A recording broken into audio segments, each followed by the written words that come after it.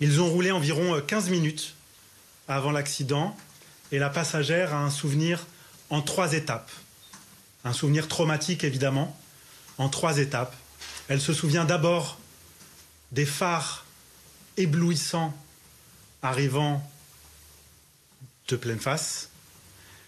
Elle se souvient ensuite du coup de volant donné par le conducteur pour tenter d'éviter le véhicule qui leur fonçait dedans. Et elle se souvient ensuite être sortie de la voiture, avoir tenté d'aller instinctivement à l'arrière pour sauver le passager arrière, mais s'être effondrée, n'ayant plus de force, s'être effondrée en pensant instinctivement à son bébé qu'elle avait dans son ventre à ce moment-là, et avoir hurlé à de multiples reprises « Mon bébé, en se tenant le ventre.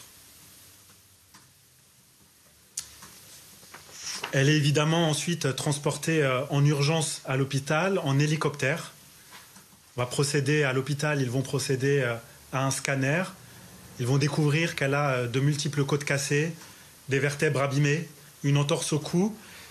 Mais l'attention de cette passagère n'est concentrée que sur son bébé et sur la grossesse qu'elle avait à ce moment-là. Donc, va être procédée une césarienne en urgence. Je vous précise que la date d'accouchement était prévue pour le 14 mai, dans 3 mois, et qu'avant cet accident, le bébé se développait excessivement bien et qu'il n'y avait aucune difficulté de grossesse. Aujourd'hui, elle veut se reconstruire autant que faire se peut. Elle veut ne pas être reconnue dans la rue.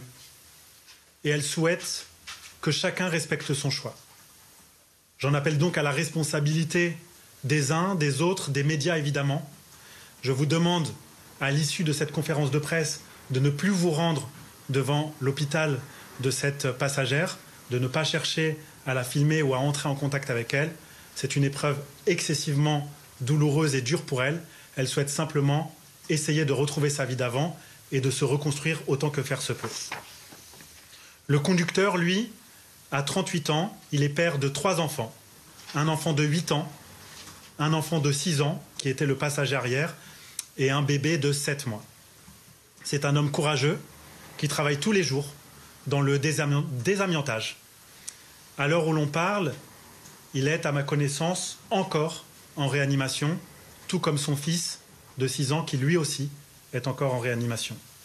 Il faut savoir qu'il a subi entre 5 et 7 opérations pendant ces dernières 72 heures. Et quant à l'enfant, d'après la mère que j'ai eue aujourd'hui au téléphone, il aurait la mâchoire fracturée et serait défiguré. Le frère de 8 ans, resté au domicile, n'a plus de nouvelles de son père et de son petit frère.